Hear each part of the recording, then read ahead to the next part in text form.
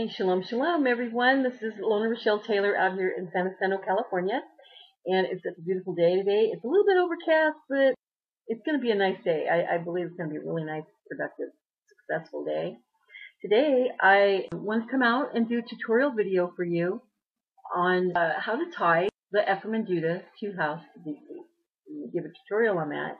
And if you're not familiar with it, this is what it looks like. This is two of them from the set, and there's a twist at the top, and then there's a separation in the middle, and then there's another twist at the bottom, and it's topped and ended with some wraps at the top and at the bottom, which seals the tassel. Now, the history on this is you can kind of tell it's a derivative of the Karaite Tzitzit. Karaite Tzitzit has 4 of these. So you have, it's like actually double the length. It's very, very long.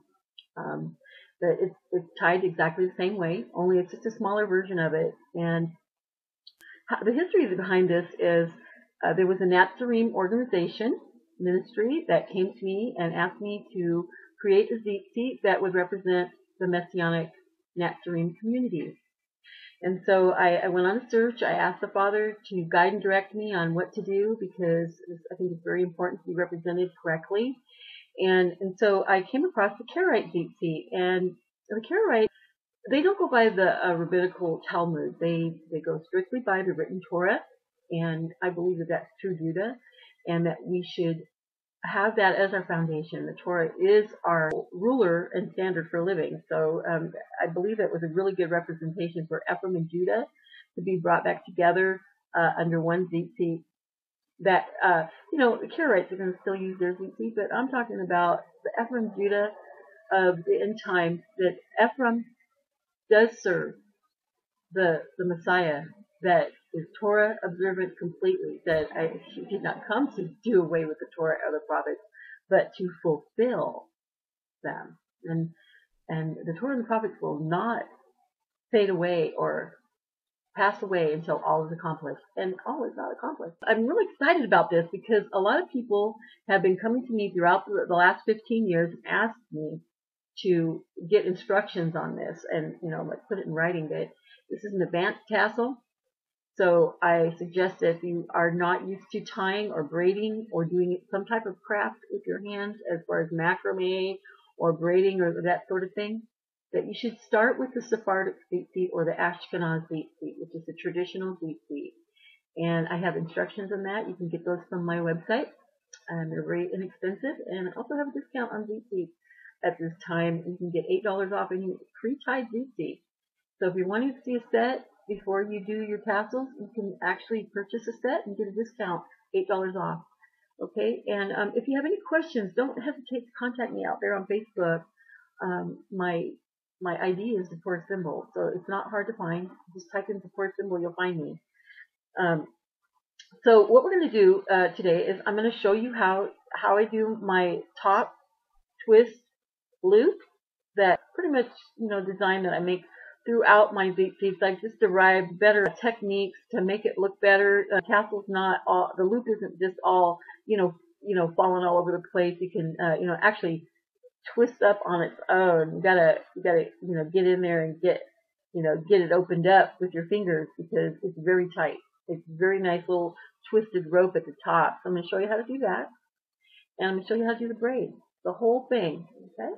It might be a long video, but, it'll be worth your while if you're really wanting to learn how to tie the Efrayim and Judah two-house Tzitzit or the Karaite Tzitzit. Now you can get these cords. I'm going to be tying with pearl cotton, which is a 5/2 in the pearl cotton. You can get these cones out on my website. I sell these on my website. It's high quality yarn. It's not something that you just get over there at Joann's or Michael's. It's not. It's about the same gauge as crochet thread, the number 10. It's about how small it is. So we're going to be doing, we're going to take 4 strands from the white and 4 strands from the blue. That will make one tassel. Okay? And so when we're going to do it, you'll see how it works. Okay? So this is really nice quality yarn that I use for all my tassels, I don't just go out to Walmart and buy my stuff, okay? I go to specialty manufacturers that specialize in yarn. So you're going to get some really quality Tzitzit if you buy from Zipporah Reshel. I've been tying Tzitzit for more than 15 years now, and I got the best quality yarn I believe out there that anybody would be using on, when they're selling their tassels. That's one thing that you need to look for as far as quality goes, and ask questions to your supplier. If you're buying Tzitzit from someone other than Zipporah Reshel, I would suggest that you ask the person that's creating your Tzitzit what kind of quality yarn do they use? Do they just get it from Michael's or Joann's? Because a lot of people that are just starting out and want to tie Tzitzit, I want to make some money, that's all good and wonderful. Praise Yahuwah, you have talent, you can do that. But use the best quality that you can use on your products so that your customers are getting value when they buy from you. That's the one thing that I want to do in my serving for you, is give you the best quality products I can. Now, this is going to be really exciting because a lot of you have been asking me for instructions on the Efrayim and Judah Tzitzit. It's an advanced Tzitzit, and it's very difficult to teach in person even. So I hope that I can pull this off and show you some value here and get you some instructions on how to do the 4-strand braid, okay, if anything. You can play it over and over and over again, and if you have any questions, don't hesitate to get a hold of me out here on Facebook. So with that, let's get over to the easel and start tying and braiding Tzitzit. All right, let's do it. Okay, so what we're going to do is we're going to take 4 blue,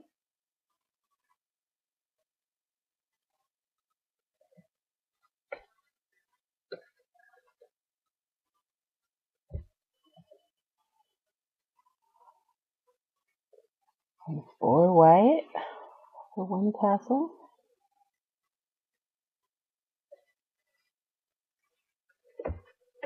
Some of these things get a little tangled.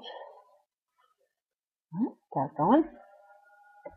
Okay, and then next thing you want to do first is make sure they're both the same at the ends. So they're equally nice. You're going to find the middle of the cord now. That's the middle. And the blue and the white are next to each other, not mixed. Okay? So now we're going to put it on the board here, and we're going to measure what 2 inches would be for a loop. Right there. There's the 2-inch mark. So we're going to put the clip at the 2-inch mark. So we're at the end of the 2-inch mark. We're going to have 4 inches. Twist it. This is for the loop at the top. 4 inches is half of 2 inches. Bring it around your finger like that. Kind of relax it a little bit. Make sure it's still nice and tight as far as a twist. Measure it again for 2 inches. And then this is going to go right to the 2-inch mark right there. The loop is underneath the clip. At this point, we're going to seal the loop to start the tassel with 10 half hitches with 2 cords. I'm wrapping with 2 cords.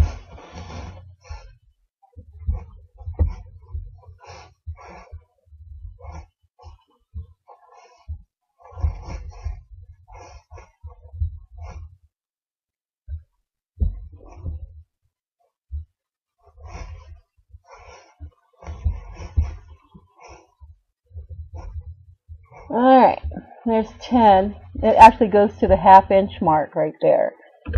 So this is how it looks. We got it. The loop is completed now. With 10 half hitches. Now, what I'm going to do is I'm going to move this down to the 1-inch mark so it makes it easier to measure as you go. And you can see it's right at the 1-inch mark. The bottom of the wraps. Now, at this point, you want to separate the blues from the white. Make sure you got 4 blue and 4 white, and then the other 4 blue and the white. So you have blue, white, blue, white. Now what you're going to do is you're going to hold them in your hands really tight with your 3 fingers, middle finger to the pinky. You're going to hold them with that. And you're going to be working with these 2 fingers. Okay, your thumb and your forefinger. Now, you're going to alternate side to side. We're going to start with the left side. We're going to go under 2 and over 1. Under 2 and over 1. Same thing with the next side. Under 2, over 1. Okay, you want to kind of straighten out your cords as you go. Sometimes it's easier to see what you're doing.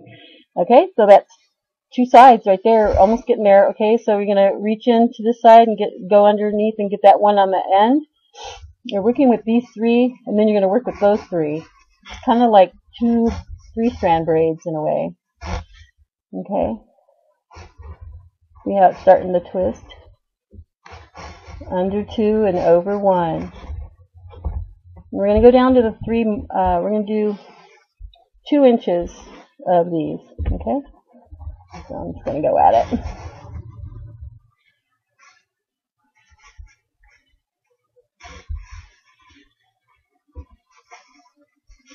Kind of reaching over my laptop here to videotape this. Can't wait till I can get some good video equipment to really do some nice tutorials for you guys. Okay, see how it's twisting? And you can just keep going until you get to the 3-inch mark. Okay. Still one more. On each side. And then at this point you want to separate the white from the blue. And you're at the 3-inch mark right there. Okay? At this point we're going to do the middle section. You want to keep these really tight. The key to this braid is to stay tight the whole time you're braiding. So we're going to bring the white one up there, keep it tight, and then separate these blues into 4. Okay?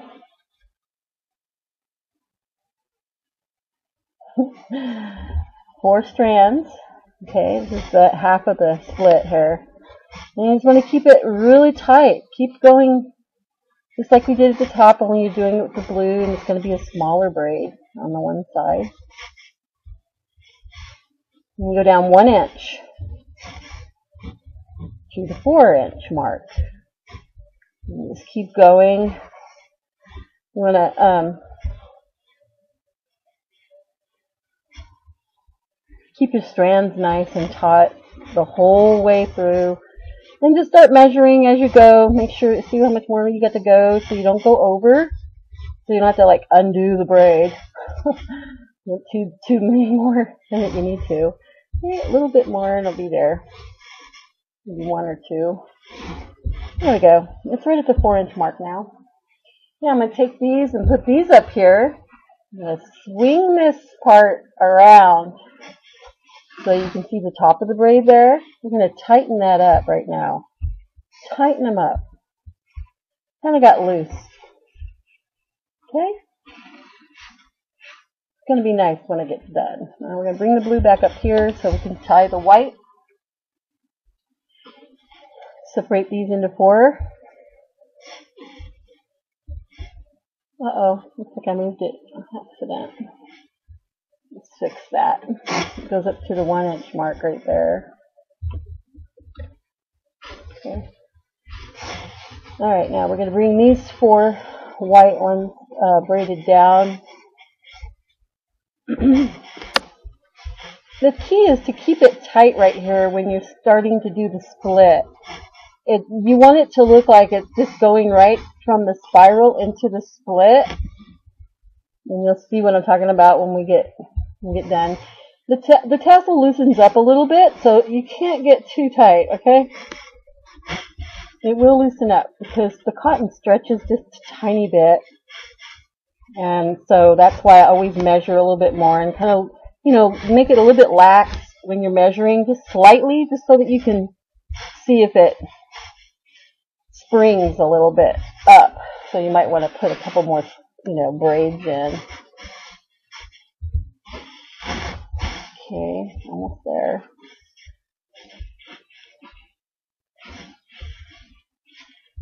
You want them to be equal so that when you bring them together, it's a little bit low. See how it springs up a little? Okay, that looks good. Now, we'll bring the blue one down. That we finished. A little bit tight right there. You want it to kind of look even. It'll look okay when we get down here. Okay, now, we'll separate the blues back out. 4 and 4 again. And you're going to lay it right on top of the white one so that it's blue, white, blue, white. One on top of the blue on top of the white.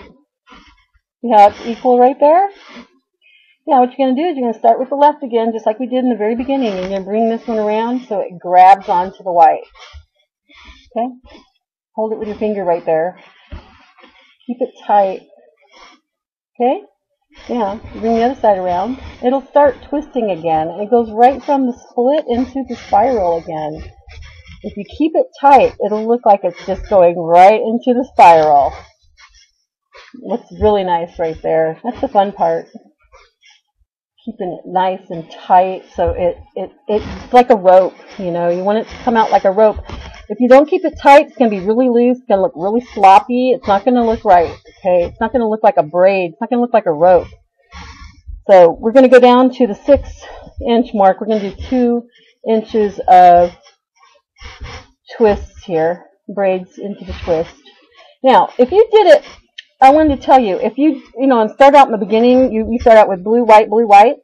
But if you started out with blue, blue, white, white, or blue, white, white, blue, if you had the two of them together, it will come out, instead of it being a twist, it would be like, you know, a line of blue, line of white, line of blue, line of white. It would be like striped instead of spiraled. Okay, so at this one we have one of the strands is at the 6-inch mark, which is this one right here. So what we're going to do is we're going to do the end wraps again with the ones that weren't used in the beginning.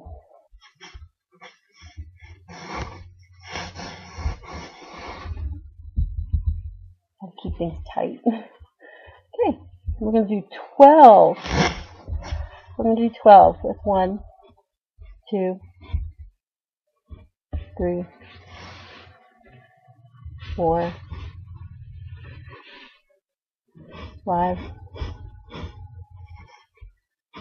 6,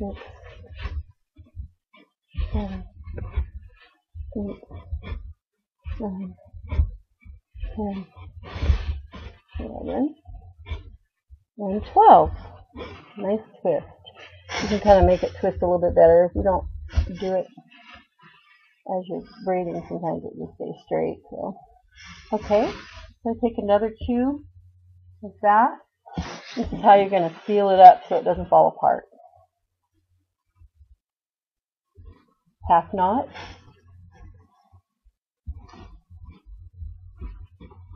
Half knot. Tight. Okay.